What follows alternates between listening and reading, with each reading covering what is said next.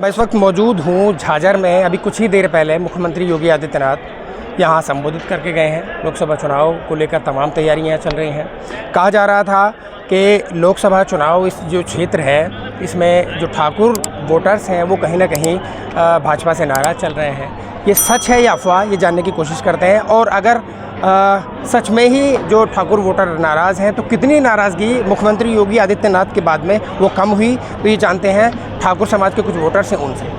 दादा क्या नाम है आपका? मेरा नाम है ठाकुर महिपाल सिंह। अच्छा, ये जो चल रहा है कि ठाकुर बीजेपी से नाराज़ हैं, डॉक्टर महेश शर्मा से नाराज़ हैं, इसमें कितना सच है?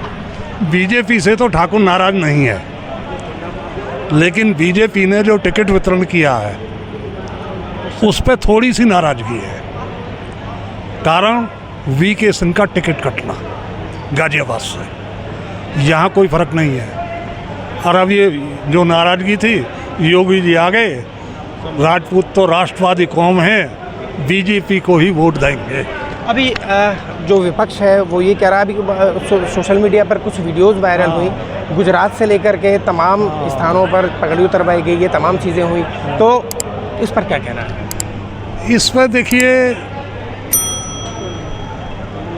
मैं कहता हूँ चूँकि राष्ट्रवादी कौम है, क्या राष्ट्रवादी कौम है, विचार सबके भारतीय जनता पार्टी को, योगी मोदी को चाहते हैं।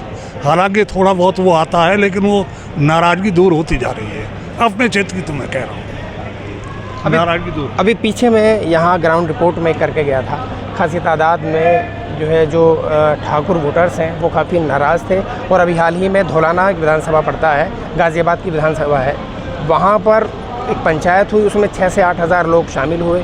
वो उन्होंने एक प्रण लिया, उन्होंने ठाकुर समाज के तमाम लोग थे, तो उस पर देखिए, राजपूत हमेशा से राष्ट्रवादी रहा है। राजपूत महाराणा प्रताप, छत्रपति शिवाजी के वंशज हैं और ये राष्ट्रवाद को कभी नहीं छोड़ सकते। ये अपने निज स्वार्थ के लिए कभी नहीं जिए, ये राष्ट्र के लिए जिए हैं, राष्ट्र के लिए बलिदान दिया है। कुछ विपक्षी पार्टियां अन्य समाज के लोगों को इकट्ठा करके ये दर्शाते हैं कि ये लोग राजपूत हैं, जबकि वो राजपूत नहीं होते हैं, उसमें चंद राजपूत होते हैं। यहाँ का राजपूत पूरी तरह से भारतीय जनता पार्टी के साथ है, बीजेपी के साथ है। और राजपूत कभी जाति पाति को नहीं देखता, राष्ट्र के हित में ही कार्य करता है। यही राजपूतों का उद्देश्य था, यही राजपूतों का उद्देश्य है। जैसे दादा ने अभी कहा, क्योंकि जिम्मेदार हैं, प्रधान भी हैं, तो दादा ने कहा कि टिकट वितरण में कुछ गड़बड़ी हुई है। भाजपा से नाराज़ नहीं है वोटर, लेकिन टिकट वितरण, चूँकि एक वीके सिंह साहब का नाम लिया, गाज़ियाबाद में टिकट काट दिया गया उनको, गर्ग साहब को दे दिया, तो क्या कहना है, कुछ नाराज़गी कम हो? देखिए, टिकट के बारे में हमें कुछ नहीं कहना सुनना, क्योंकि ये चीज़ें हमारे ताकत से बाहर है। अभी क्षेत्र के अंदर ये क्षेत्र राजपूतों का क्षेत्र है, राजपूतों को आगे आना चाहिए और राजपूतों के बल पर जो भी सांसद बनता है, राजपूतों के को एक हो जाना चाहिए। राजेंद्र सोलंकी जो खड़े हुए हैं, उन्होंने बहुत बड़ी भूल की है। अच्छा, तो बसपा के जो राजेंद्र सोलंकी हैं, वो तो बसपा के जो राजेंद्र सोलंकी हैं, वो तो आप ही के ब्रदर के हैं। नहीं, मैं ये एक तरफ आप कह रहे हैं कि अपने के साथ जाना चाहिए, एक तरफ कह रहे हैं कि ऐसा नहीं। देखिए, जहाँ तक बसपा का सवाल है, बसपा कभी भी राजपूतों को नहीं चाहती है। अभी तो केवल अपने सीट को मजबूत करने के लिए राजपूत को खड़ा कर दिया। बसपा कभी भी राजपूत को नहीं चाहती। अच्छा, योगी जी के आने से कुछ फ़र्क पड़ेगा? हाँ, मोदी जी के आने से पूरा फर्क पड़ा है। जो भी है अब देखा जाएगा, राजपूत कैसे विचार करते हैं इसके ऊपर। अभी जाएंगे, अपने घर जा रहे हैं, बच्चों को देखेंगे, गाँव को देखेंगे, और उनका कैसे विचार अब कितना मजबूत होता है, ये तो समय बताएगा। अच्छा, योगी जी ने आज कई बार मंच से श्री राम के नाम से पहले सूर्यवंशी का इस्तेमाल किया, तो साफ जाहिर है कि वो ठाकुर का संबोधन करना चाह रहे थे।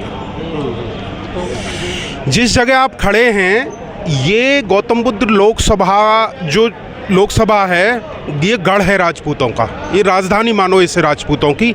यहाँ बहुत बार राजनाथ सिंह आ चुके हैं, योगी आदित्यनाथ आ चुके हैं।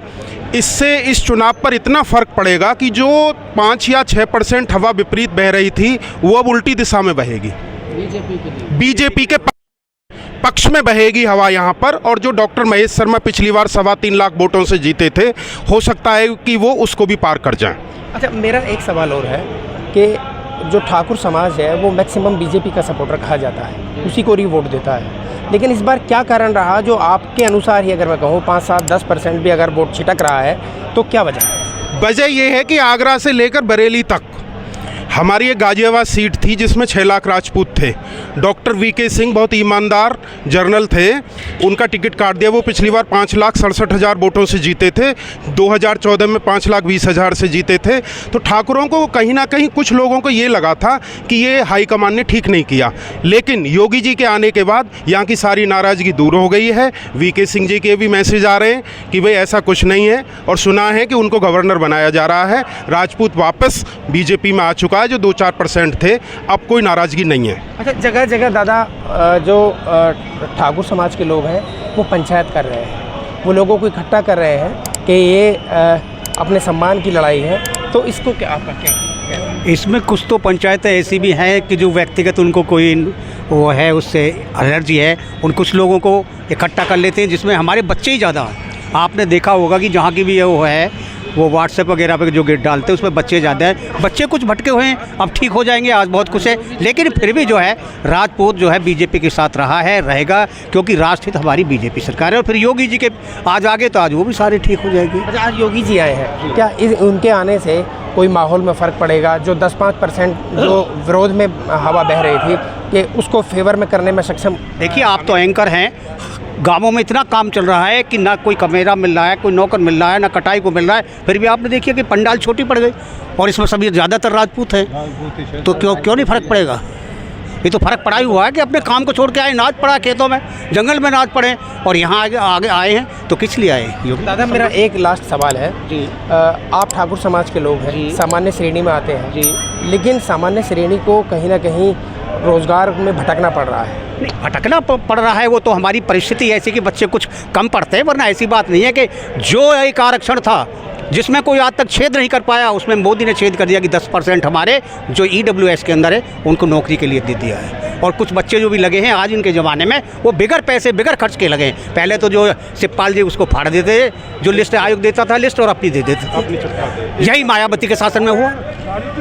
तो ये तो ईमानदारी का वो चल रहा है। जो योग्य बच्चे वो बिल्कुल लग रहे हैं, बगैर पैसे लगे। के आने से कुछ फर्क आप महसूस? हाँ, बिल्कुल, राजपूत समाज योगी जी के साथ है, और अब से नहीं, पहले से ही योगी जी को चाहते हैं हम लोग, और योगी जी को सपोर्ट करते हैं। जो विरोध में हवा बह रही थी, 10-5% ही सही हो आपके अनुसार, क्या उस पर कोई फ़र्क पड़ेगा? अंकुश लगेगा और फ़र्क आएगा। अब सब लोग जाकर अपने अपने गाँव में, घरों में बताएंगे और लोगों को समझाएंगे जो थोड़ा बहुत फ़र्क है, लेकिन मुझे लग नहीं रहा ये फ़र्क रहेगा।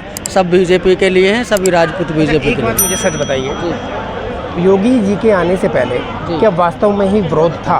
नहीं, विरोध क्या, हल्का पतला ये विरोध चल रहा था, गाँवों में विरोध, हाँ, हल्का सा विरोध था। और लेकिन हम किसी से बात करते हैं, मैं मंडल में मंत्री हूँ काकोड़ से, राजेश भाटी मेरा नाम, हम पार्टी के लोग हैं। आपके मन में भी कहीं ना कहीं टीस थी? नहीं, ऐसा कुछ नहीं था। लोगों से बात होती थी, हम कहते थे भाई वोट क्यों दे, बोले जीतेंगे तो मोदी जी ही। सबके मन से यही भावना आती थी, हृदय किसी का नहीं मानता कि मोदी जी को वोट ना करें, सब चाहते हैं पार्टी को वोट करें।